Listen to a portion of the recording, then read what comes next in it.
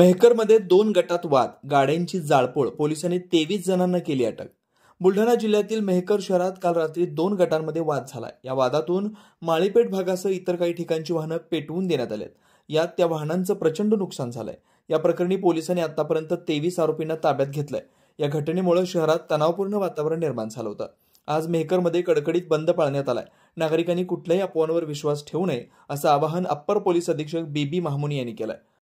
रात्री जी माळीपेठ भागामध्ये जी घटना झाली जाळपोळची, काय नेमकं कारण होतं, कशामुळे झालं आणि किती लोकांना या संदर्भामध्ये अटक केली, सध्याची परिस्थिती काय आहे?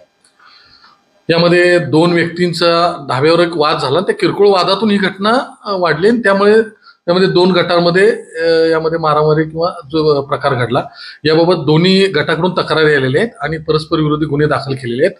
यापैकी 23 आरोपींना अटक केलेली आहे। इतर काही आरोपी अद्याप शोध सुरू आहे, ते ताब्यात घेण्याचं काम सुरू आहे। सध्या या ठिकाणी एकदम शांतता आहे। तरी नागरिकांना देखील आव्हान आहे की कुठल्याही अफवावर या ठिकाणी विश्वास ठेवू नये।